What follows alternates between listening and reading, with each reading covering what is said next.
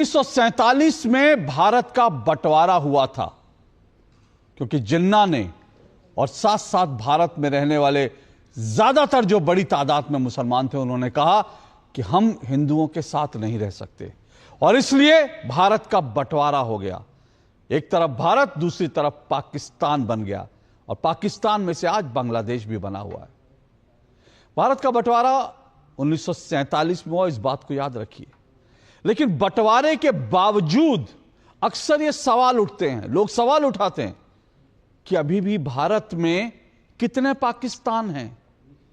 वैसे कमलेश्वर का एक नॉवल भी आया था, कितने पाकिस्तान, लेकिन उनका जो नॉवल था वो मानवीय आधार पर था और वो कई तरह के रिश्तों पर आधारित था। लेकिन सवाल यहां रिश्तों का नहीं है। पहलगाम आतंकी हमले के बाद बात अब रिश्तों से कहीं आगे चली गई है।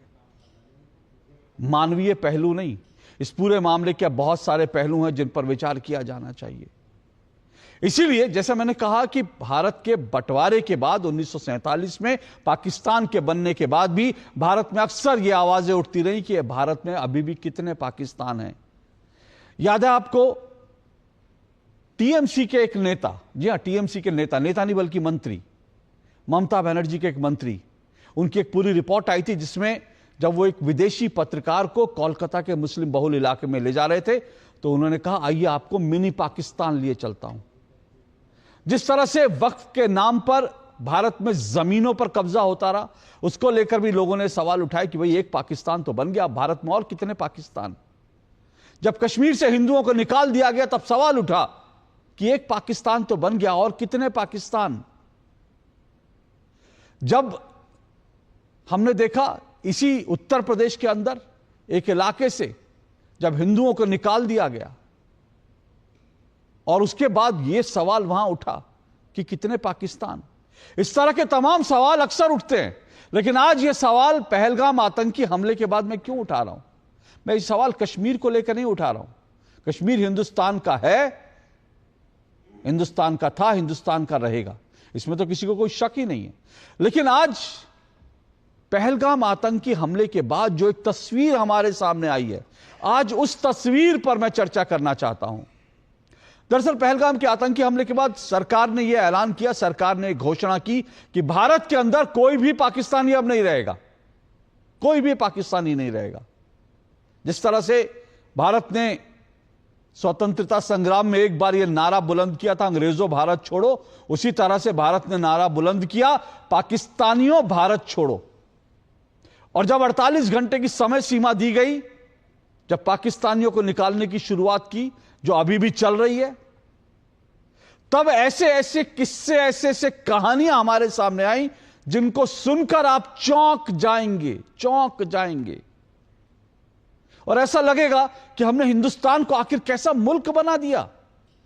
हमने एक सराय बना दिया हिंदुस्तान को कि जो मर्जी मुंह उठा के आए और यहां पर आ जाए और यहां बस जाए। नागरिकता से किसी का कोई लेना देना नहीं, देश से वफादारी, देश की मिट्टी से प्यार, उससे कोई मतलब नहीं। बस मुंह उठाइए और भारत में आइए, भारत में बस जाइए। यह हमने किस तरह का हिंदुस्तान बनाया? क्योंकि पहलगाम आतंकी हमले के बाद जब पाकिस्तानियों को निकालने की बात आई तो ऐसी ऐसी कहानियां सामने आई, सुनकर चौंक जाएंगे आप। कश्मीर में रहने वाला एक युवक कहता है कि मैं पाकिस्तान के पासपोर्ट लेकर हिंदुस्तान में आया और 17 साल से हिंदुस्तान में रह रहा हूं, 17 साल से। वो कहता है कि मुझे कैसे निकाल सकते हैं जी, मेरे पास पाकिस्तान का पासपोर्ट है लेकिन मेरे पास भारत का आधार कार्ड है, मेरे पास भारत का वोटर कार्ड है, मैं कश्मीर में भारत के चुनावों में वोट करता रहा हूं।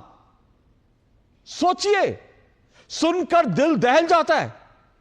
कश्मीर में पाकिस्तान के रहने वाले नागरिक भारत के चुनावों में वोट करते रहे, पासपोर्ट पाकिस्तान का है लेकिन वोटर आईडी कार्ड भारत का है, हिंदुस्तान का है, आधार कार्ड हिंदुस्तान का है। और ओसामा नाम का यह युवक कहता है कि मैंने तो यहीं पर पढ़ाई करी है जी, मैंने तो हिंदुस्तान में पढ़ाई करी है और भारत सरकार के पैसे पर सब्सिडी लेके पढ़ाई करी है और अब तो मैं भारत में नौकरी की तलाश कर रहा हूं जी, मुझे कैसे निकाल सकते हैं? और ऐसी एक कहानी नहीं, ऐसी दर्जनों कहानियां हमारे सामने आई हैं। 40-40 साल से लोग यहां रह रहे हैं, 40 साल से हिंदुस्तान में रह रहे हैं, पाकिस्तान के नागरिक हैं, 40 साल से हिंदुस्तान में रह रहे हैं। किसी ने पूछा नहीं visa extend, visa extend, visa extend, visa extend. क्या तमाशा बना के रखा है आपने? और ऐसी कहानियां भी हैं, सुनकर चौंक जाएंगे आप। कश्मीर में रहने वाली एक मोहतरमा, उनके पति पाकिस्तानी हैं और पाकिस्तानी उनके पति भारत में जम्मू कश्मीर में बाकायदा जम्मू कश्मीर पुलिस में 27 साल से सेवाएं दे रहे हैं। आप सोच सकते हैं, पाकिस्तान का एक नागरिक जम्मू कश्मीर पुलिस में है, भारत सरकार से, कश्मीर की सरकार से वो वेतन उठाता है। ऐसी दर्जनों नहीं, ऐसी सैकड़ों हजारों महिलाएं हैं जो भारत में रह रही हैं, भारत की नागरिक है। उनके शौहर जो हैं वो पाकिस्तानी हैं। वो शौहर आते हैं और पाकिस्तानी महिला जो है, भारत की जो महिला है, उसने ना पाकिस्तान जाने की जहमत उठाई, ना पाकिस्तान लेने की नागरिकता लेने की जहमत उठाई। पाकिस्तानी व्यक्ति जो है वो आते हैं, उनके बच्चे पैदा हो रहे हैं हिंदुस्तान में। सारी सेवाएं, सारी सुविधाएं भारत सरकार की ले रहे हैं, लेकिन शौहर जो हैं वो पाकिस्तान में बैठे हैं। सोचिए कैसा हिंदुस्तान हमने बनाया। क्या इसको लेकर सवाल नहीं उठने चाहिए? दो टूक में आज हम इस पर सवाल जरूर पूछेंगे। एक हिंदुस्तान, कितने पाकिस्तान। और आपको यह भी मैं याद दिला दूं, आज ये जो सवाल उठा रहा हूं, इसका एक बड़ा एंगल, बड़ा पहलू जानते हैं क्या है? आज ये सब कुछ देखने के बाद मन में सवाल उठ रहा है कि जब सीए आया था, एनआरसी लाने की बात हुई थी, तब हिंदुस्तान में एक बड़ा तबका खड़ा हो गया था ये नारे लगाते हुए, कागज नहीं दिखाएंगे। क्या कागज नहीं दिखाने का नारा, जुमला, कविताएं इसलिए पढ़ी गई थी कि भारत में जो पाकिस्तान बसा रखे हैं, इन पाकिस्तानियों को बचाना है, इन पाकिस्तान को बचाना है। दो टूक में आज इस पर चर्चा होगी। इससे पहले आगे बढ़े, ऐसी कुछ कहानियां आपको दिखा रहा हूं। ऐसी हजारों कहानियां हैं, लेकिन कुछ कहानियां आपकी आंखें खोलने के लिए काफी हैं। सुनिए, कान खोलकर सुनिए, देखिए।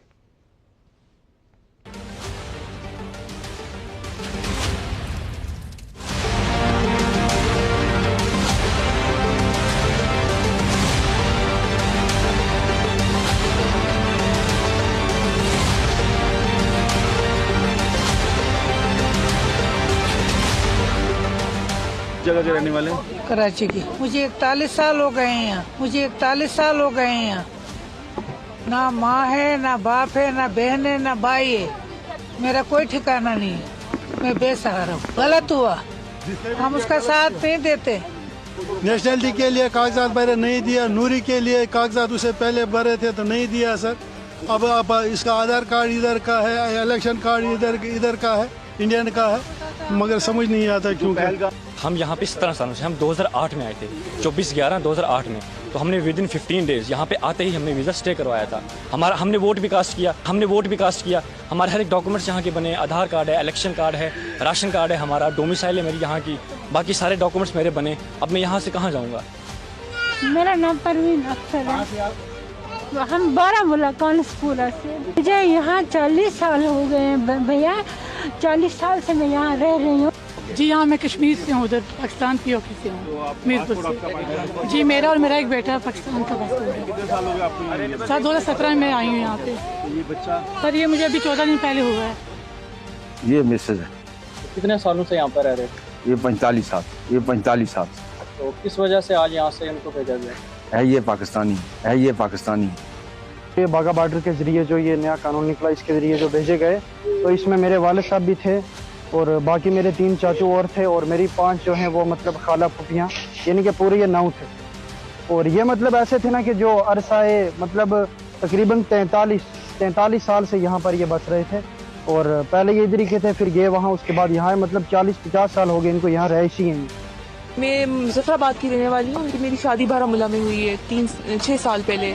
मैं सऊदी अरब थी, सऊदी अरब से मैं यहाँ पर आई हूँ जब मेरे दोनों बच्चे यहीं पैदा हुए हैं।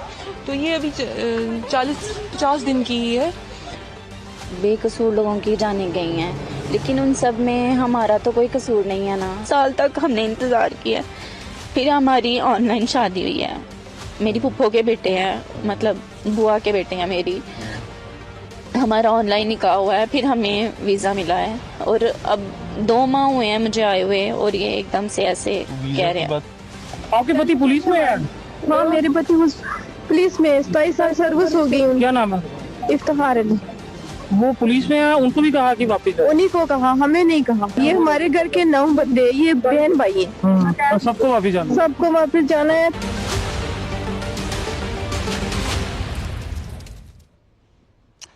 27 साल से जम्मू कश्मीर पुलिस में एक पाकिस्तानी नागरिक अपनी सेवाएं दे रहा है। भारत सरकार कश्मीर सरकार से वेतन ले रहा है, भारत की सारी सुविधाएं ले रहा है। नागरिकता पाकिस्तान की है, पत्नी हिंदुस्तान की है, बच्चे कहां के मैं नहीं जानता। और आप सोचिए, ऑनलाइन शादियां हो रही हैं। सीआरपीएफ के एक जवान की पाकिस्तान की एक महिला से ऑनलाइन शादी हो जाती है और वो अपनी नागरिकता पाकिस्तान की रखती हैं, लेकिन हिंदुस्तान आ जाती हैं। ये सब कहानियां जो हैं, अगर ये किसी बॉलीवुड के व्यक्ति को फिल्म कहानी दे दी जाए तो वो बड़ी इस पर एक रोमांटिक फिल्म बनाएगा जिसमें बड़े ह्यूमन एंगल होंगे कि देखिए प्यार है, प्यार तो सीमाएं नहीं मानता, हिंदुस्तान पाकिस्तान नहीं मानता, और जो मोहब्बत है वो तो दोनों के दिल में धड़कती है। ये सब कहानियां बॉलीवुड में अच्छी लगती हैं, लेकिन वास्तव में इसका एक और बड़ा पहलू जो है वो सुरक्षा से जुड़ा है। क्या यह भारत की सुरक्षा के लिए खतरनाक है, या फिर इसको मानवीय दृष्टि से देखना चाहिए कि भाई कोई भी व्यक्ति कहीं से भी शादी कर सकता है, कोई भी व्यक्ति, उसका शौहर कहीं रह सकता है, पत्नी कहीं रह सकती है, तो ये तो मानवीय पक्ष है। इस पर आज 2 टूक में चर्चा करेंगे।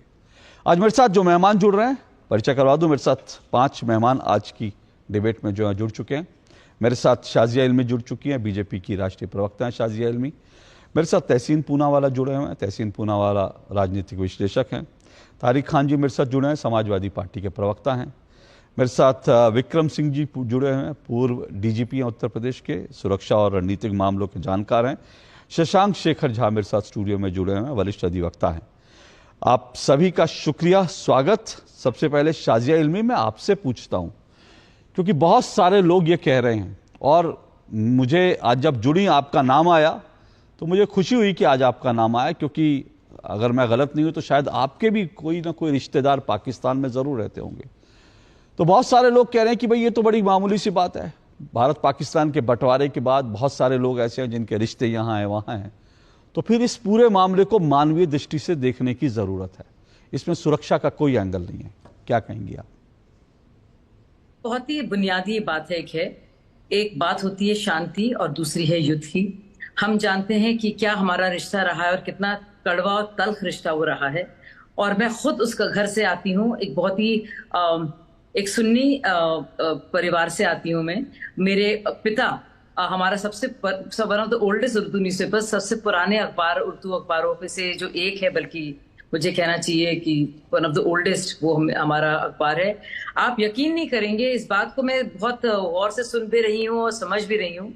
ये था एक प्रचलन था, क्योंकि जाहिर सा था बात थी, एक खित्ते 2 देश निकले एक जगह से, जाहिर सी बात है रिश्तेदार वहां थे यहाँ थे, वो सबने देखा है। और अब जो मुसलमान भारत का रहने वाला है, जिसके पिता ने जानबूझकर रिजेक्ट किया पाकिस्तान को, बावजूद इसके कि वो बहुत छोटा था, और जिसके बड़े अब्बा चले गए बाकायदा जिन्ना की टीम के बहुत ही अहम वो हिस्सा थे, और इस्माइल ज़बी नाम है मेरे बड़े अब्बा साहब का, तो उनका बाकायदा एवेन्यू है इस्लामाबाद में, सब जानते हैं उसके बारे में। तो उन्होंने चाणक्य को भी ट्रांसलेट किया, अर्थशास्त्र को भी ट्रांसलेट किया उर्दू में। तो खैर वो अलग बात है, लेकिन मैं आपको क्यों बताना चाहती हूँ, मैं कभी अपने घर की, खानदान की, पूरे समाज और माशरे की बात नहीं करती। ये जरूरी कहना, जाहिर सी बात है, क्योंकि रिश्ते ऐसे रहे हैं तो आपस में शादियां होती रही और ये रहा। लेकिन अब हमें सोचना पड़ेगा कि क्या हम चाहेंगे इस तरह की शादियां हों, इस तरह से एक जो दुश्मन जो मुल्क है, हम ये नहीं कह रहे हैं वहां पे, जब वहां पे खुद लोग परेशान हाल हैं। हम सब जानते हैं पेशावर हमलों में क्या हुआ, किस तरह से बच्चों को मार डाला, अपने ही देश के बच्चों को किस तरह से आर्मी स्कूल के बच्चों को मारा गया, वो सब जानते हैं। लेकिन हमें भी सोचना पड़ेगा, क्या मैं अपनी बहन को ब्याहूंगी या मैं चाहूंगी कि मेरी बिटिया या कोई उसकी दोस्त जाए पाकिस्तान में, उसकी शादी हो? क्या मैं चाहूंगी? और ये कोलैटरल क्या मैं बर्दाश्त कर सकती हूँ? और क्या मैं बतौर हिंदुस्तानी इसे अफोर्ड कर सकती हूँ इमोशनली? आप सोचिए, पॉलिटिकली भी और इमोशनली भी। तो ये बहुत बड़ा एक सवाल है।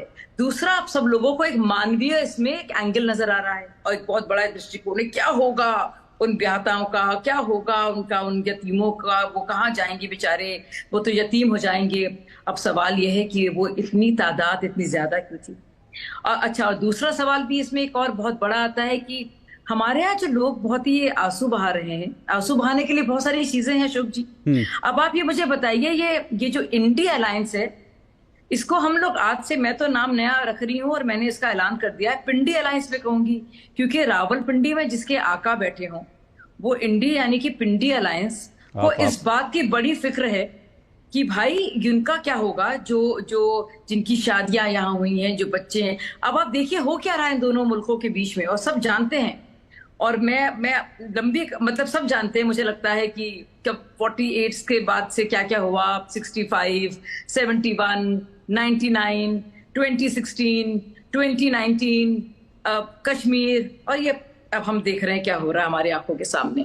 तो ये बहुत बड़ा सवाल है, और ये मेरे समाज और मेरे कौम को भी, मेरे और मेरे देशवासी को भी, और चाहे वो मेरी पार्टी हो या वो रावलपिंडी के प्रवक्ता जो अपने को इंडी अलायंस कहते हैं, ये हम सब लोगों के लिए एक सोचने की एक बहुत बड़ी एक बिना है ये, कि हम लोग को सोचना पड़ेगा और समझना पड़ेगा कि हम किधर खड़े हैं और किस हद तक खड़े हैं, और इसमें क्या कोलैटरल है और किस तरह का हम जो है कितना झेल सकते हैं अपने पर प्रहार, चाहे वो जज्बाती हो या राजनयिक हो, या फिर पूरी तरह से सियासी और हो।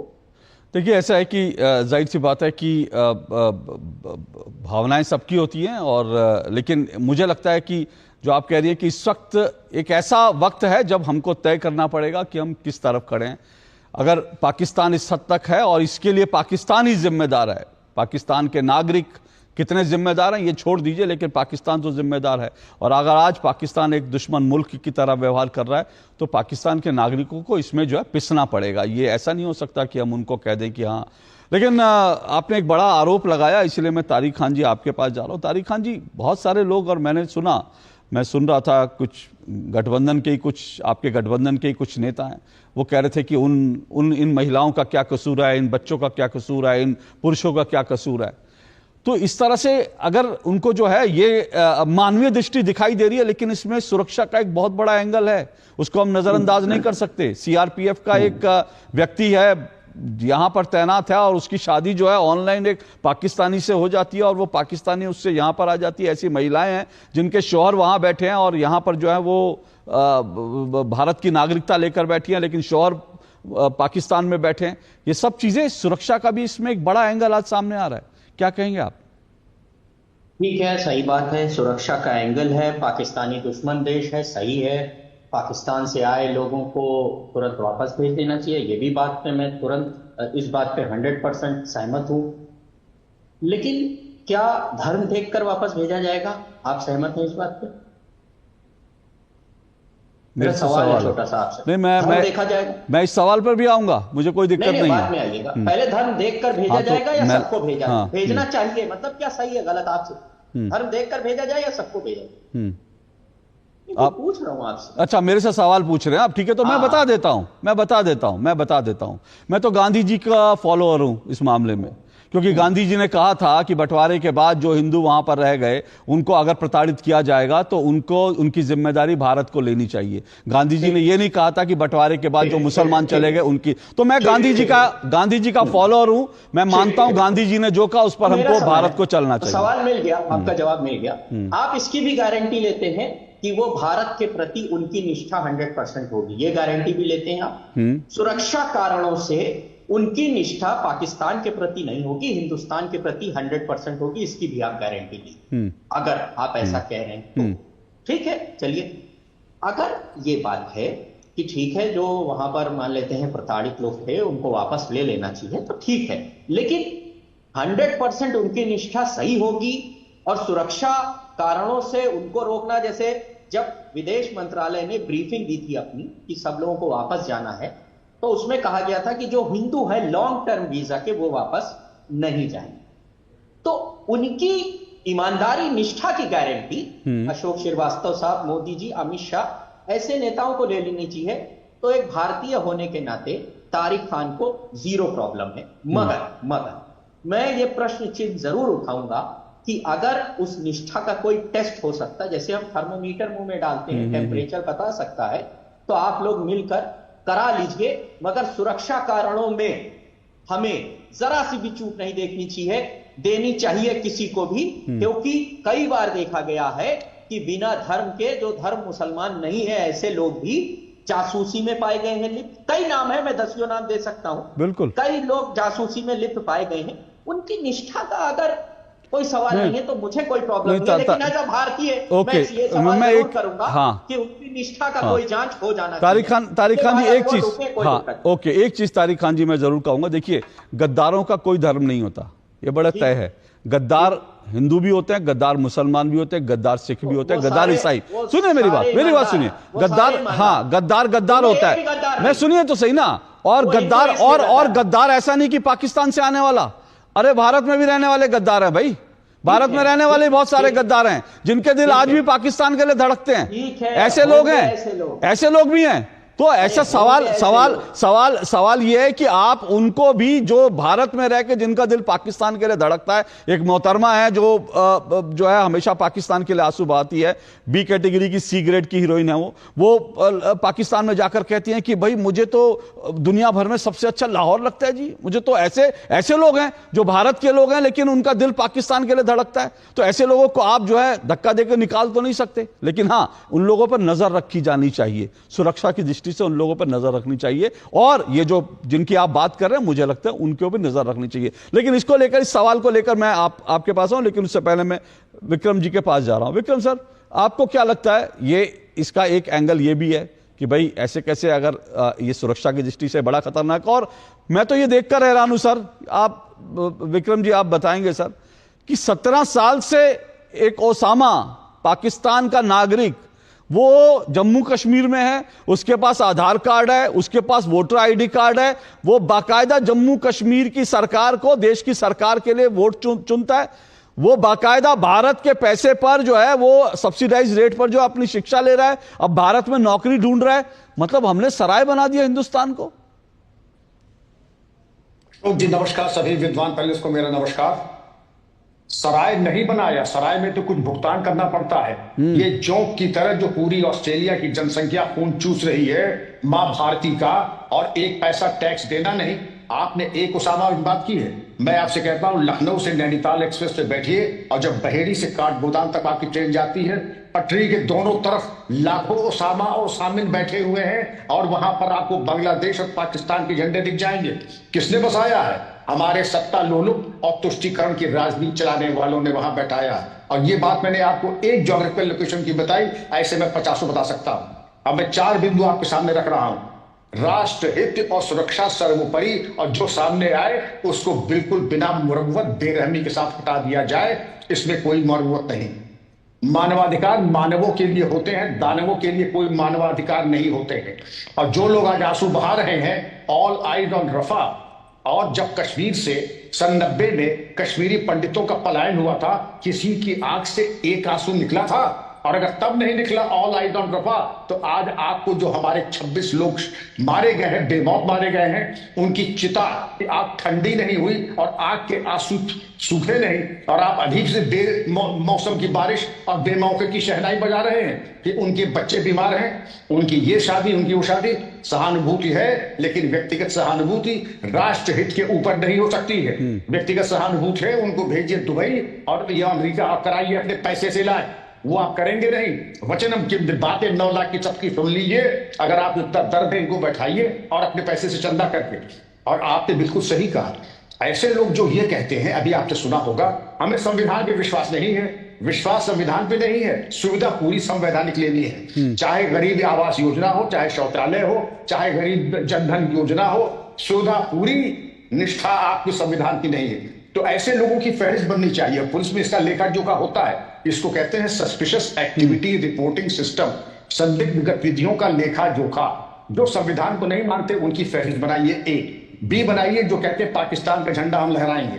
नंबर 3, जो पाकिस्तान का झंडा जलाने वालों के साथ मारपीट करते हैं और जो पाकिस्तान के गिरे हुए झंडे को निकाल करके अपनी छाती से लगाते हैं, जो ये कहते हैं कि मेरे दिल में पाकिस्तान धड़क रहा है, उनकी लिस्टिंग कर ले, उनकी सोशल मीडिया प्रोफाइलिंग कर ले और ये मान के चलिए गहराई से जांच कर ले, कोई ना कोई ऐसी भड़काऊ चीज उनके पास जरूर मिल जाएगी, चाहे आईईडी बनाने की या जाकिर नायक की भड़काऊ कत्ल वाजिब की बात आपको उपदेश मिल जाएंगे और पुलिस फिर अपने पे जब आ जाती है इनका सबका निस्तारण हो सकता है।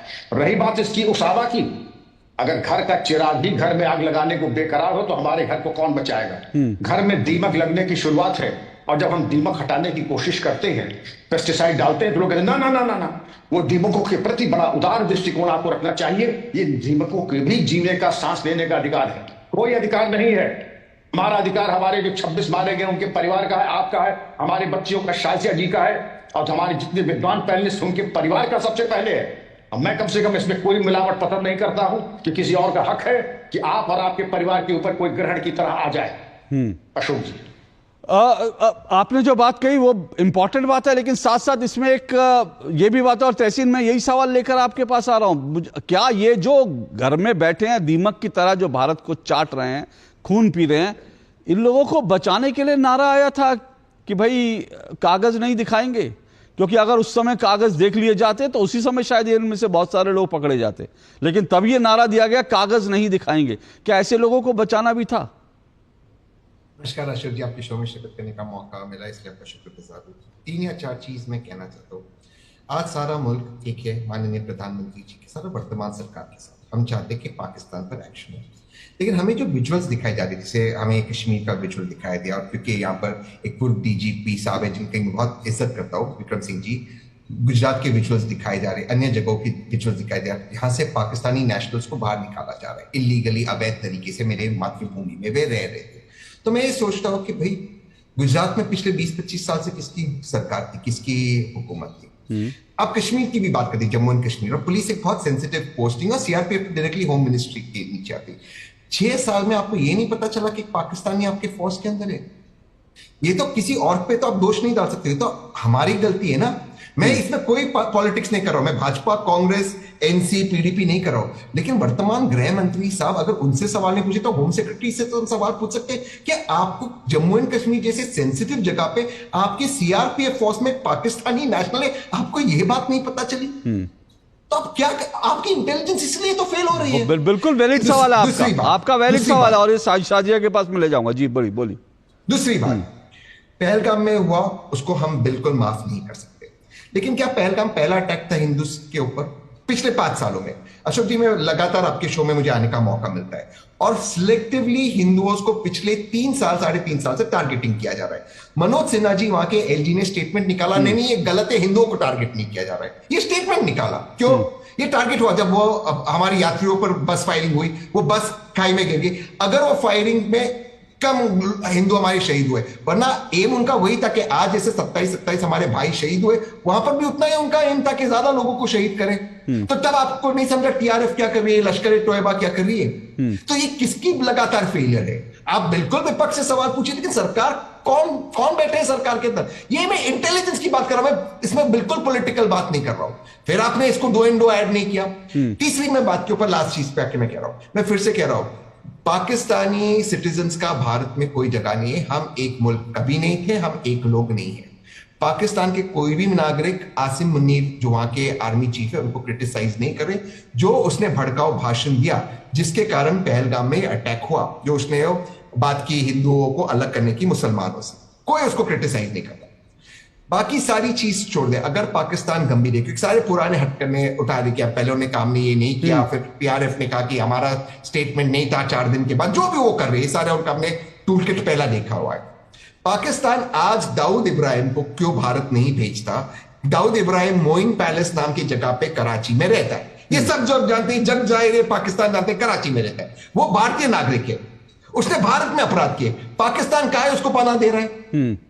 अगर पाकिस्तान सीरियस है, सबसे पहले दाऊद इब्राहिम को क्यों नहीं भेजता कि as a act of goodwill हम दाऊद इब्राहिम को आपको हैंड ओवर कर रहे हैं? नहीं करेगा वो मुल्क, क्योंकि वो एक टेररिस्ट मुल्क है, उसने उसामा बिन लादेन को भी छुपाया था। हमें इस मुल्क से कठोरता से डील करना चाहिए, लेकिन गलती हमारी है। हमारे पुणे के अंदर एक लास्ट लाइन, हमारे पुणे के अंदर एक डीआरडीओ के साइंटिस्ट थे, पाकिस्तानी मोहतरमा के साथ व्हाट्सएप पे इश्क लगा रहे थे, वीडियो चैटिंग कर रहे थे, बड़े साइंटिस्ट, बुजुर्ग साइंटिस्ट। अब साइंटिस्ट साहब को पुणे पुलिस, प्रोफेशनल पुलिस से पकड़ी उसको। अब आप सोचिए, साइंटिस्ट साहब को लग रहा है कि कोई हूर पाकिस्तान से उन पे लाइन मार रही है, उनके साथ व्हाट्सएप पे चैटिंग करते, वीडियो कॉल कर रहे हैं। ये कौन? जो आपको डीआरडीओ जैसे सेंसिटिव ऑर्गेनाइजेशन में आपको पता नहीं क्या हो रहा है। तो ये चीज किसकी गलती है? कौन ये गलतियां कर रहा है? बार बार ये गलतियां क्यों हो रही है? इस पे हम सवाल पूछ रहे हैं। बिल्कुल नहीं, ये सवाल जो आप पूछ रहे हैं, आपको वो सवाल पूछने का हक है। और आपने पाकिस्तानी नागरिकों के, ये देखिए, दाऊद को छिपाने वाला पाकिस्तान आज अपने नागरिकों को, जिनके पास जो है पाकिस्तान का बाकायदा जो पासपोर्ट है, उनको लेने के लिए तैयार नहीं है। और यही नागरिक जो पाकिस्तान का पासपोर्ट लिए हैं, आपने ठीक कहा कि ये लोग आसिम मुनीर के बयान को लेकर के एक ने भी उसका विरोध नहीं किया, लेकिन वैसे इनके पास पाकिस्तानी पासपोर्ट है और पाकिस्तान आज इनको लेने के लिए तैयार नहीं है। तो ये स्थिति है। लेकिन शाजिया, जो सवाल तहसीन पूनावाला उठा रहे हैं वो बड़े वैलिड हैं। आखिर बिहार, अगर अब गुजरात की बात करेंगे, गुजरात में किसकी सरकार है? इतने समय से वहां पर ये लोग कैसे रह गए? क्यों नहीं देखा गया? और जम्मू कश्मीर में भी ठीक है, इतने समय से वहां पर जो है राष्ट्रपति शासन था, उसके बाद जो है गवर्नर रूल वहां पर, तो फिर इतने समय से वहां पर क्यों नहीं, जो जम्मू कश्मीर पुलिस में जो लोग हैं उनकी क्यों नहीं शिनाख्त की गई? ये कौन लोग है, कहां से आए, उनके ऊपर क्यों नहीं शक की सुई गई? ये तो बहुत ही कमाल की बात है। अब जब यहाँ पे प्रश्न डाला जा रहा है, प्रश्न उठाया जा रहा है और रोशनी डाली जा रही है उन सब परिवारों पर, उन सब महिलाओं पर और उनके बच्चों पर, जो हमारे यहाँ कहते हैं अहलो अयाल, तो उस पर जब रोशनी डाली जा रही है, तो अब इसमें भी गलती है भाजपा की। अब जब भाजपा सरकार बात करती है, वो सारी बातें जो चाहे वो महात्मा गांधी जी हों या फिर नेहरू जी रहे हों या फिर बहुत सारे इसमें हमारे मौलाना आजाद हो, जब बात सीए की थी, तब ये सारी पार्टियां कहती हैं कि भाई कागज नहीं दिखाएंगे और क्या हो रहा है देश के मुसलमानों के साथ, बावजूद उसके कि उसका देश के मुसलमानों के का से कुछ लेना देना ही नहीं था। वो असल में इन बाकी देशों में, अफगानिस्तान, पाकिस्तान और बांग्लादेश के हिंदुओं, सिखों और पारसियों और क्रिश्चियन से लेना देना था। और अब जब बात हो रही है, अब जब हमारी ही सरकार, यानी देशभर की सरकार, लेकिन मेरी ही पार्टी अब बाकायदा बात कर रही है और इस पर रोशनी डाल रही है, तो बजाय ये कि कहने के लिए चलो आप कम से कम अब तो करो, यही पिंडी अलायंस वाला दुनिया भर रो रहा, हर जगह रो रहा है। और हमारे तहसीन भाई यहाँ पे आकर कह रहे हैं कि भाई आप ही की सरकार है, अब डिसाइड कीजिए। अगर अब सरकार कह रही है कि इधर अगर मगर नहीं होगा, आर पार नहीं होगा, अब ये फैसला लिया है तो भुगतो भी। इस फैसले का मतलब क्या है, नताइज क्या है? तब अगर मगर की स्कोप नहीं है, तो अब जब कह रही है सरकार, अब सामने बात आ गई है, तो अब क्यों पिंडी अलायंस के सब लोग चिल्ला रहे हैं? क्यों रावलपिंडी के आकाओं की बात सुनकर उनका नैरेटिव बढ़ा के बताइए? तब तो मानना चाहिए ना। तहसीन, देखिए इसमें तहसीन एक बात है कि जो शाजिया ने कहा वो ठीक है, सरकार वहां पे उनकी है, ये सब ठीक है, लेकिन जब कभी भी सरकार ने ऐसी कोशिशें की हैं तो फिर वही कह रहा हूं ना, कोर्ट में जाना, बचाना, इनके लिए खड़े हो जाना, PIL लगा लेना, कागज नहीं दिखाएंगे, नारे लगाना, ये सब कौन करता रहा? ये सवाल पूछो। और फिर एक सवाल ये भी है कि आज अगर गुजरात में और उत्तर प्रदेश में हो रहा है कि ऐसे नागरिकों को आइडेंटिफाई किया जा रहा है, तो बाकी स्टेट में क्यों नहीं हो रहा? जो बाकी दूसरे जो स्टेट्स हैं, बीजेपी वाले स्टेट वाले भी करें और बाकी जो है हिमाचल में हो या दूसरी सरकारें वो भी करें, कर्नाटक में भी करें, वो क्यों नहीं होता? बिल्कुल आपसे इत्तेफाक करता हूं, पूरे देश में आइडेंटिफाई होना चाहिए। लेकिन बुनियादी सवाल आज भी वही रहता है, क्या जो शाजिया जी कह रही है, आज सरकार उठकर ये आइडेंटिफाई कर रही, तो 11 साल से वर्तमान सरकार ही थी केंद्र के अंदर, और उनका सबसे पहला कर्तव्य, सबसे पहला शपथ आप संविधान पे लेते कि भारत की अखंडता को सुरक्षित रखेंगे। ये सबसे पहला आपका दायित्व, कर्तव्य होता अशोक जी। अगर आप ही उसमें फेल हो गए और फिर आप विपक्ष से सवाल पूछे, विपक्ष कोर्ट चला गया, चलो मान लिया रोहिंग्या पे गया, रोहिंग्या पे तुषार मेहता जी का क्या स्टैंड था? नहीं, हमने उनको UN कार्ड दिया है, हम देखिए यहाँ टीवी स्टूडियो पर एक बात करते हैं, आप वहां पर एक दूसरी बात करते हैं कोर्ट के अंदर, तीसरी बात आप एफिडेविट के अंदर। शाहजहां जी मैं आपके बीच में नहीं बोला प्लीज। तो आप ही का स्टैंड, मैं आपसे पूछता हूं, कितने रोहिंग्या को बाहर निकाले कोर्ट के बाद? क्या है सरकार का स्टैंड ऑन एफिडेविट रोहिंग्या को लेकर? मैं ये बता रहा हूँ, टीवी चैनल्स पे ये लोग एक बात करते हैं, कोर्ट के अंदर दूसरी बात करते हैं, और एडमिनिस्ट्रेशन तो बिल्कुल है ही नहीं। मैं आज कहता हूं माननीय गृह मंत्री शाहजेद जी, प्लीज शाहजेद जी, थोड़ी गंभीरता से हम कर ले, बहुत गंभीर शो है। माननीय गृह मंत्री इमीडिएटली सारे डीजीपीस की मीटिंग बुला ले, सारे होम मिनिस्टर्स की मीटिंग बुला, भले आइडेंटिफिकेशन शुरू हो जाए, क्यों नहीं करते माननीय गृह मंत्री साहब? चलो गृह मंत्री साहब ने एनएसए साफ कर ले, ये कुछ तो आप कीजिए भाई। ये तो नहीं हो सकता 12 साल हुकूमत में रहने के बाद विपक्ष ने हमको रोका, विपक्ष ने बोला कागज नहीं दिखाएगा, विपक्ष ने बोला भाई कब तक विपक्ष का रोना रो गया।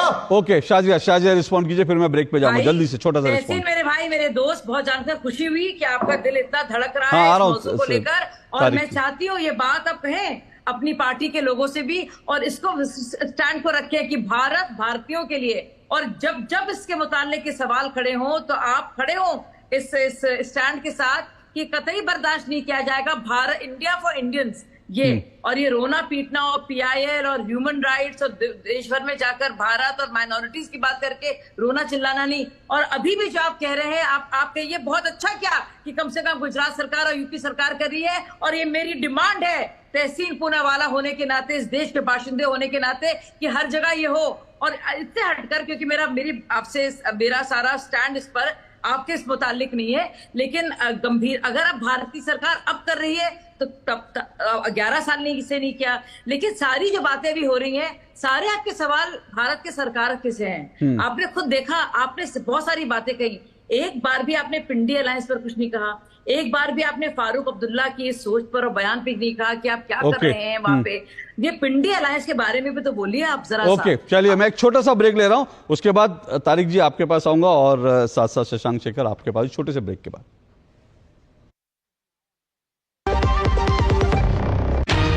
इस देश की हर माँ, बच्चे, बूढ़े, जवान, खिलाड़ी, डॉक्टर, इंजीनियर, सबको गाय भैंस की दूध की शक्ति पर भरोसा है। पर जब इन पशुओं को कपिला पशु आहार मिलेगा, तभी तो दूध सिर्फ ज्यादा ही नहीं, शक्ति से भरपूर भी होगा। कपिला पशु आहार, देश का नंबर 1 पशु आहार। क्या हो गया भाई? भैया आपसे सीखकर म्यूचुअल फंड्स में एसआईपी शुरू की थी, लेकिन कभी कभी अपडेट्स देखकर मेरा मन भटकने लगता है। सुन, ये लिफ्ट जब ऊपर नीचे जाती है तो तू निकल जाता है। नहीं भैया, यही तो सही मंजिल तक ले जाती है। तो बस म्यूचुअल फंड्स का भी यही है, डटे रहेगा तो तू भी अपने सपनों के पास पहुंच सकता है। हाँ बिल्कुल आपकी तरह। सही है। म्यूचुअल फंड निवेश बाजार जोखिमों के अधीन है। योजना से जुड़े सभी दस्तावेजों को ध्यान से पढ़ें।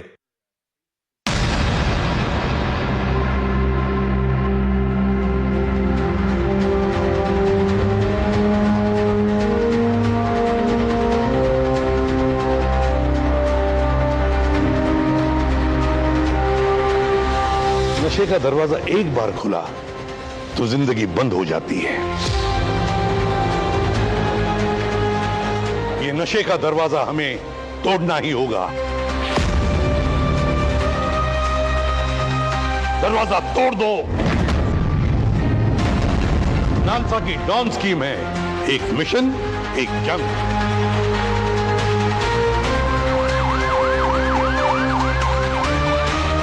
जब कानून समाज के साथ कदम मिलाता है, तब नशा हार मानता है। विक्टिम्स के लिए लीगल मदद, परिवारों के लिए समर्थन, और हर गली, हर स्कूल में नशे के खिलाफ एक बुलंद आवाज।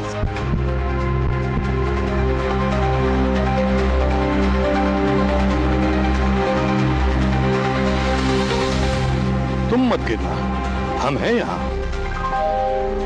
नालसा की डॉन यूनिट के साथ कानून भी, इंसाफ भी और सहारा भी।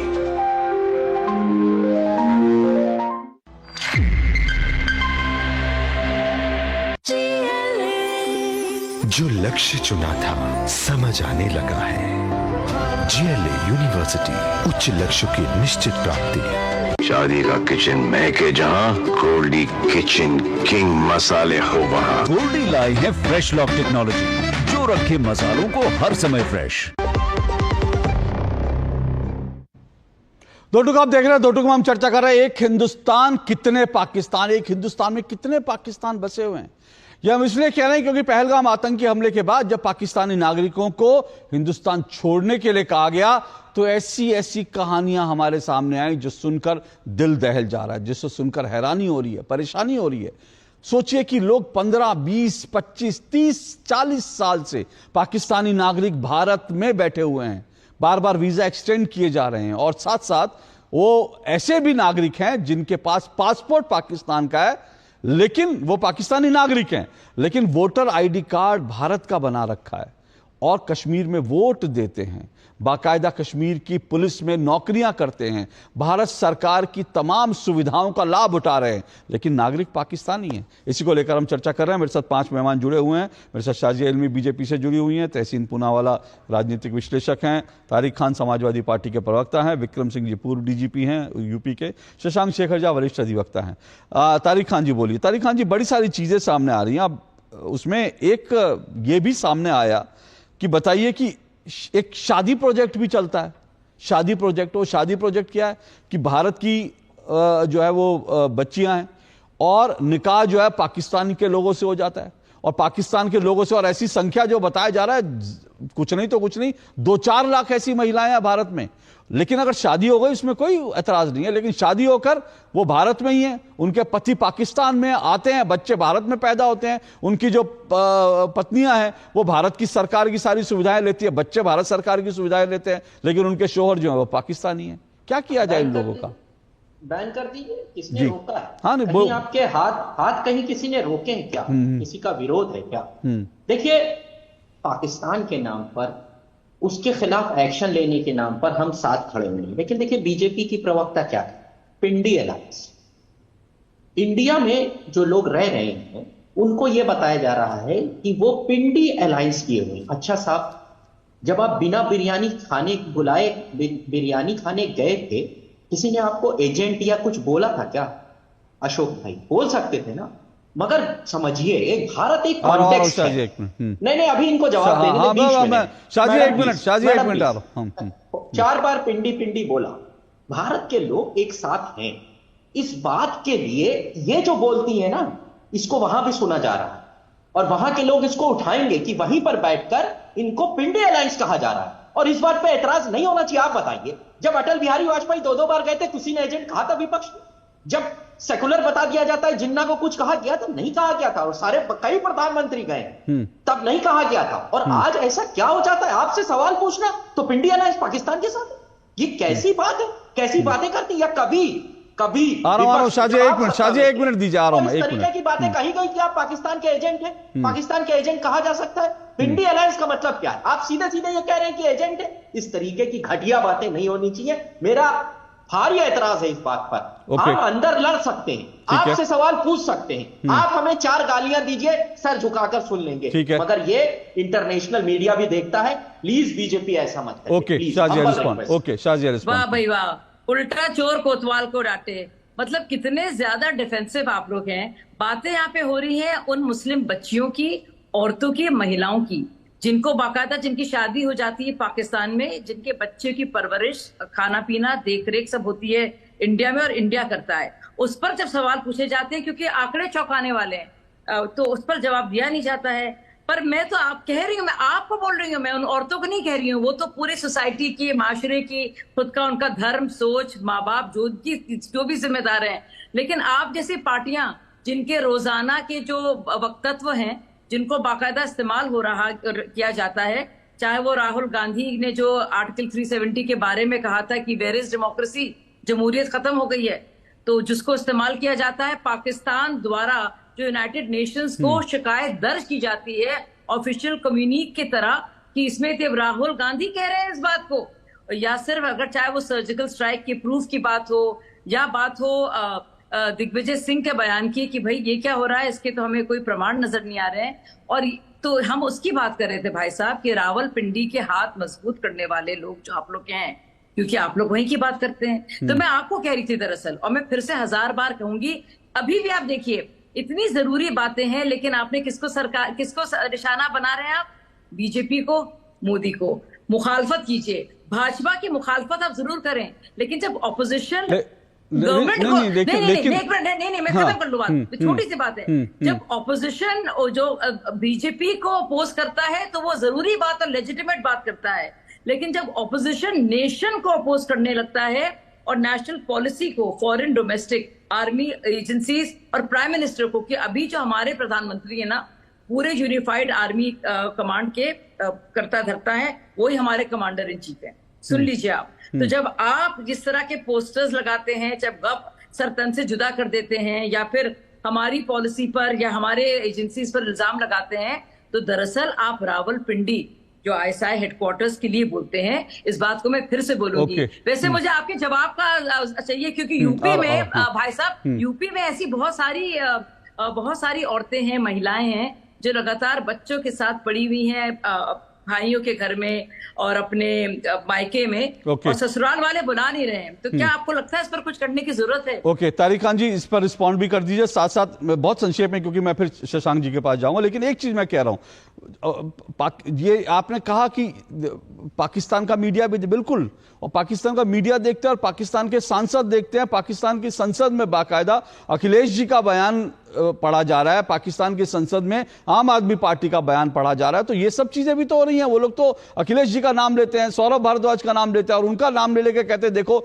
विपक्ष तो जो है वहां पर अलग भाषा बोल रहा है, विपक्ष है ही नहीं वहां नरेंद्र मोदी के साथ।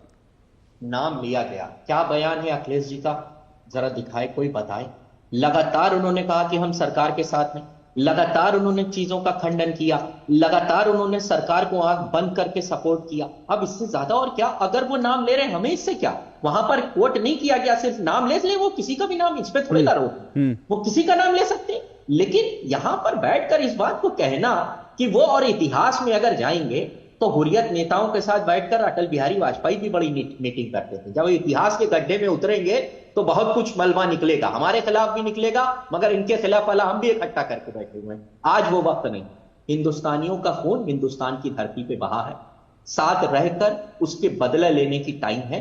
मत करिए ये काम। इंडिया अलायंस को इंडिया अलायंस ही बुलाइए, इंडिया अलायंस अभी मत बुलाइए, बदला ले लें, फिर कहिएगा ये। ओके, मैं शशांक सवाल इसका कानूनी एक एंगल भी है ना, ये किस तरह का हमारे है कि लॉन्ग टर्म वीजा है, लॉन्ग टर्म वीजा की भी एक अवधि होनी चाहिए ना। 2 साल, 3 साल, 4 साल, 40 साल से कोई लॉन्ग टर्म वीजा पे कैसे रह सकता है? कैसे बार बार वीजा एक्सटेंड हो जाता है कोई इसका? और इनको अगर निकाल रहे हैं तो कानूनी रूप से तो हमको अब लगता है कि कानून भी हमको जो है सख्त करने पड़ेंगे। नमस्ते अशोक जी और सभी दर्शकों को मेरा नमस्कार। अशोक जी, बिल्कुल 2-3 बातें हैं। आज जब देश साथ है, और मैं अभी पैनलिस्ट लोगों को भी सुन रहा था, डिफरेंट पॉलिटिकल बैकग्राउंड्स में सब अगर मोदी जी के साथ हैं पहलगाम के अगेंस्ट में जो हुआ है, तो मेरा मानना है कि ये सही समय है जब हम इन लूप होल्स को खत्म करें। जैसे कि हमने पास्ट में देखा है कि रोहिंग्या को जब भी उनके देश वापस भेजने की बात होती है तो लोग सुप्रीम कोर्ट पहुंच जाते हैं, और उदाहरण बहुत सारे हैं, बहुत सालों में हुआ है। लेकिन अभी जैसे सुप्रीम कोर्ट का रुख बदला है, जैसे आज ही उन्होंने सुप्रीम कोर्ट में किसी ने पहलगाम को लेकर किया और उन्होंने डिसमिस कर दिया कि हम इस केस को एक्सेप्ट नहीं करेंगे, और ये सरकार का काम है और देश का काम है। और छोटी सी जानकारी दे दूं, जिस आदमी ने PIL लगाई आज पहलगाम को लेकर के बाकी चीजों से पाकिस्तान से ध्यान डाइवर्ट करने के लिए, वो व्यक्ति NSUI का लीडर है, ये भी जानकारी रहनी चाहिए। बोलिए। तो सुप्रीम कोर्ट ने कह दिया कि भाई हम इन्वेस्टिगेशन नहीं कर सकते, वो सरकार का काम है, हम सिक्योरिटी नहीं दे सकते, वो सरकार का काम है, हम अगर डिस्प्यूट होगा उसको क्लियर करेंगे। तो ये बहुत अच्छी बात है। देखिए यहाँ पे 2-3 बातें जो अभी आपकी डिबेट में भी आई हैं, ऑनलाइन शादियां हो रही हैं कंप्लीटली इलीगल, तो उसको सॉल्व करने का यूनिफॉर्म सिविल कोड एक हो सकता है। NRC एक बहुत जरूरी है, क्योंकि ये अगर 140 करोड़ का देश है जहां पे इतना ज्यादा टैक्स और ये सब यूज होता है, तो एक पता होना चाहिए कि भाई रजिस्ट्री में क्या है क्या नहीं है। और ये जो इलीगल तरीके से इस देश में रह रहे हैं वो भी तभी जा सकते हैं यहां से जब NRC हो और सुप्रीम कोर्ट इन सब चीजों को एंटरटेन ना करे। एक दूसरा एस्पेक्ट और है कि क्या शादियों के बाद क्या हो सकता है। तो देखिए, भारत में अनलाइक अमेरिका, यहाँ पे नेचुरलाइजेशन का सिटीजनशिप नहीं होता, यानी कि अगर कोई बच्चा यहाँ पे पैदा हो जाए तो अपने आप सिटीजन नहीं बन जाएगा, या कोई शादी कर ले तो सिर्फ अपने आप सिटीजन नहीं बन जाएगा। और अगर कोई पाकिस्तान का है तो समझिए पाकिस्तान एनिमी नेशन है इस देश का। एनिमीज एक्ट में भी पाकिस्तान को रखा गया चाइना के साथ। तो अगर कोई पाकिस्तान से शादी कर लिया 10 साल पहले, 5 साल पहले, और उनके बच्चे हुए हैं और आज वो रो रहे हैं कि भाई हमको वापस क्यों भेज रहे हो, तो ये वो प्ली नहीं ले सकते, क्योंकि इग्नोरेंस ऑफ लॉ कोई एक्सक्यूज ही नहीं है। उनको तब भी पता था और आज भी पता है कि पाकिस्तान दुश्मन देश है। और आपके शो में अलग अलग लोगों ने कहा है कि कैसे हमने 48, 71, 65 अलग अलग लड़ाइयां लड़ी है, 99 में लड़ी है, और अब पहलगाम में हम लड़ रहे हैं। मेरा मानना है कि मोटा मोटी इस देश में एक बात समझना पड़ेगा, जो भी लोग कॉन्स्टिट्यूशन की बात करते हैं बार बार, सॉवरेनिटी कम्स बिफोर रिपब्लिक, यानी कि इस देश की अखंडता और जो एक संभवता है वो पहले आएगी। जो इस देश का रिपब्लिक है वो बाद में आता है। रिपब्लिक इस देश में हुआ है 1950 में, लेकिन इस देश को आजादी जो मिली है 1947 में मिली है। आजादी में अखंड भारत की बात हुई है, तो जो भारत का जो नक्शा है उसमें एक एक इंच भारत का है, और वहां पे अगर कोई भी इस तरीके की इलीगल एक्टिविटीज होती है उसको रोकना चाहिए। एक छोटी सी बात और अशोक जी, ये जो शादियों की बात हो रही है इसमें एक और पैटर्न है। आप देखिए जितनी भी शादियां आपने कही पाकिस्तान और भारत के बीच में हुई है उसमें सब के सब में पाकिस्तानी मेल है और हिंदुस्तानी फीमेल हैं। ये एक पैटर्न है जो लव जिहाद वाले समय में भी हमने देखा, और इसके लिए अब असम और उत्तर प्रदेश की सरकारों ने कानून भी बनाया कि प्रोटेक्शन हो। तो मेरा मानना है कि ये जो महिलाएं हैं जिनको गुमराह करके पाकिस्तान में शादी किया जा रहा है उनको भी प्रोटेक्शन की जरूरत है। मैं नहीं मानता कि सबके मन में गलत सोच होगा, लेकिन उनको प्रोटेक्शन की जरूरत है। ये जो हो रहा है कि पाकिस्तानी मर्दों से शादी हो रही है और फिर बच्चे हो रहे हैं, तो उनका जो आप फ्यूचर में देखिएगा तो कैसे वो कहेंगे कि हम भारत के लिए खड़े होंगे। सर ये लव जिहाद का भी है और दूसरी तरफ मैं तो कहता हूं डेमोग्राफी चेंज का भी पैटर्न है। एक पाकिस्तान से आने वाला व्यक्ति जो है यहां पर अपने बच्चे पैदा कर रहा है, तो आपने क्या हिंदुस्तान में बच्चे पैदा करने की मशीनें नहीं है। अगर आपका रिश्ता है, प्यार मोहब्बत का रिश्ता है, भाई शादी करिए, उनको ले जाइए, उनको बाइज्जत अपने घर में रखिए। लेकिन ये थोड़ी है यहां पर आप छोड़ देंगे, यहां बच्चे पैदा और यहां डेमोग्राफी बदल चेंज करने की बात है क्या? इसको लेकर कानूनी रूप से और पुलिसिंग का बहुत बड़ा इंपॉर्टेंट रोल है। ऐसे में मैं सर आ रहा हूं, विक्रम सिंह जी आ रहा हूं, एक छोटा सा ब्रेक ले रहा हूं, मैं ब्रेक के बाद आता हूं सीधा इस ब्रेक के बाद।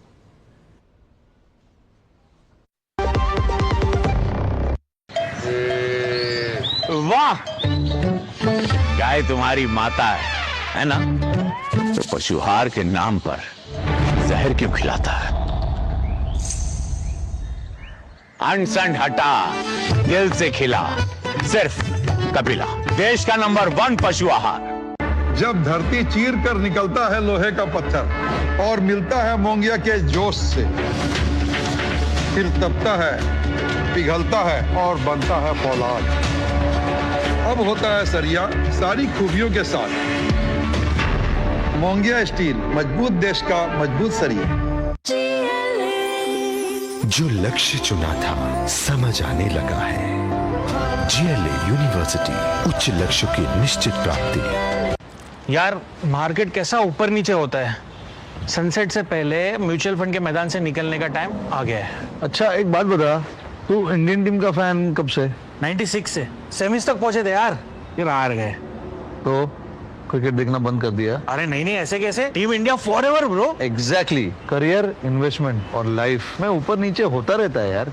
वो तो है, बस भाई डटे रहे, तभी तो अपने सपने पूरे कर सकता है। लाइफ और म्यूचुअल फंड्स में लॉन्ग टर्म सोचना सही है। सही है। म्यूचुअल फंड निवेश बाजार जोखिमों के अधीन है। योजना से जुड़े सभी दस्तावेजों को ध्यान से पढ़ें। चलिए, एक हिंदुस्तान कितने पाकिस्तान, इसी को लेकर हम चर्चा कर रहे हैं। विक्रम सिंह जी, सीधे सीधे पूछना चाह रहा हूं कि भाई ऐसे में क्या करा जाए? पुलिसिंग तो हमको कुछ करनी पड़ेगी ना, क्योंकि ऐसे नागरिक जगह जगह घुसे पड़े हैं। इसमें लोकल पुलिस का, इंटेलिजेंस का क्या रोल है? क्या उसमें भी हम लोग नाकाम साबित हुए हैं क्या? अशोक जी, कानून बहुतेरे हैं, पुलिसिंग बहुत पुख्ता है, लेकिन उसका इम्प्लीमेंटेशन, बंदूक कैसी भी हो, लेकिन चलाने वाले का जीवन दर्शन क्या है और उसकी एकाग्रता क्या है। अगर AK-47 जैसे बंदर के हाथ में अस्तुरा दे दें तो बंदर वही करेगा जो बंदर से उम्मीद की जाती है। अब कानून की कमी नहीं। फॉरेनर रजिस्ट्रेशन एक्ट में शशांक शेखर जी बताएंगे, कोई भी पाकिस्तानी आता है तुरंत इसकी सूचना पुलिस अधीक्षक को और फॉरेनर रजिस्ट्रेशन ऑफिस में होनी चाहिए। फिर उसके पीछे एजेंसीज, इंटेलिजेंस और पुलिस वैसे लग जाती है जैसे हिस्ट्री शीटर के पीछे। और एक लाहौर थाने में हिंदुस्तान के एक रजिस्टर होता है, बड़ा महत्वपूर्ण अभिलेख है, लापता पाक नागरिक रजिस्टर, और प्रत्येक के ऊपर इनाम की घोषणा भी की जाती है अगर दस्तयाब ना हो कालांतर में। इसके अलावा मैंने आपसे बताया suspicious activity reporting system.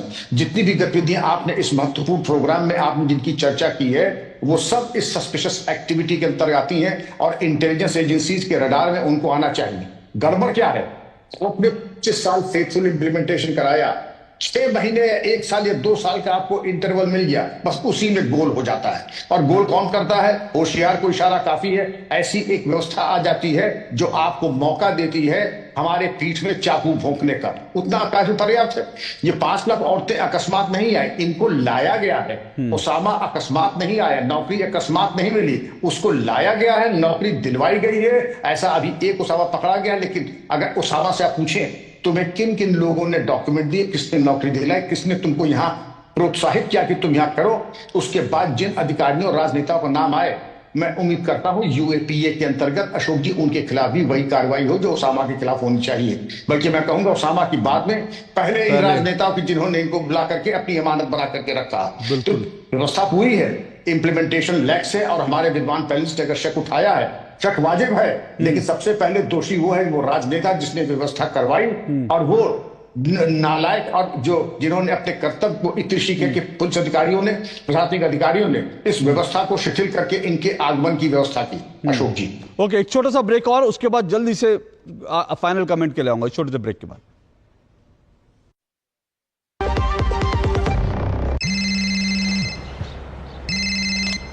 Hello Rajesh ji, मैं पुलिस थाने से बोल रहा हूँ।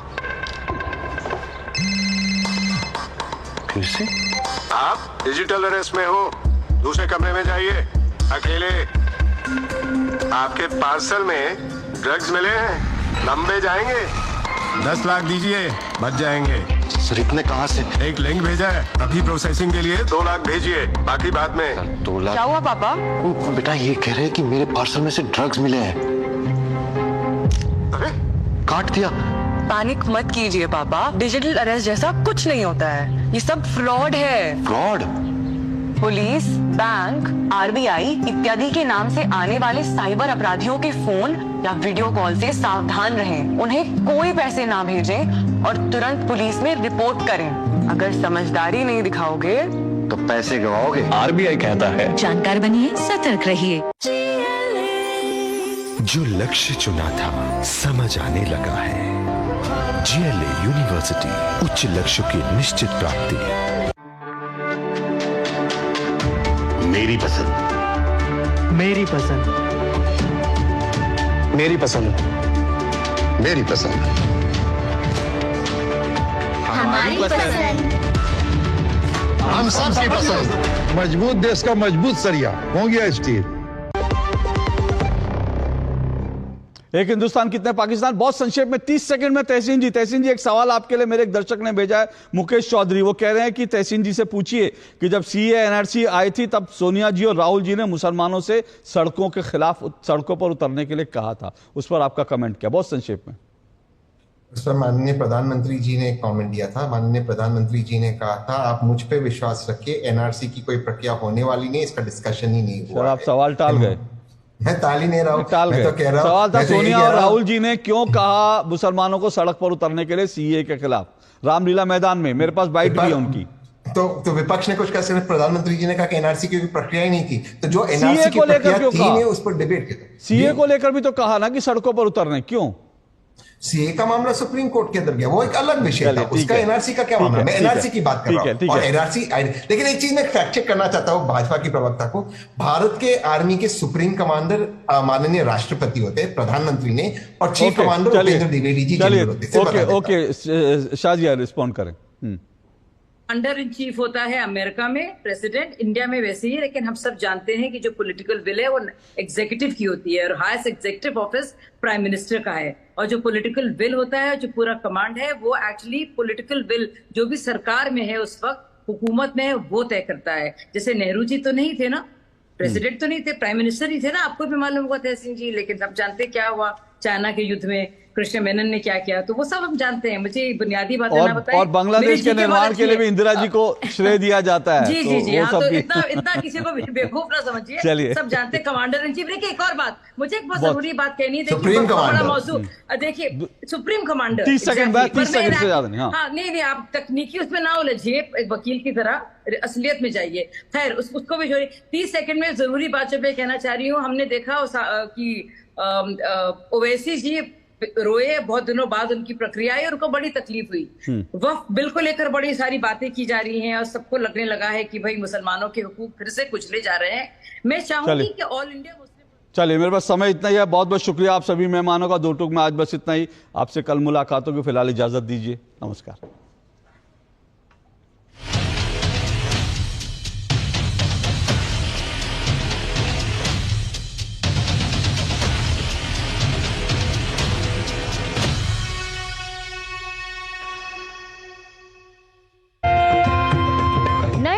करें शुरुआत भारतीय ज्ञान परंपरा, संस्कृत और स्वास्थ्य के साथ। स्वास्थ्य में उपयोगी आयुष पद्धतियों का विज्ञान, संस्कृति, कला, योग का अद्भुत ज्ञान। देखिए विशेष कार्यक्रम सुप्रभातम डीडी न्यूज पर।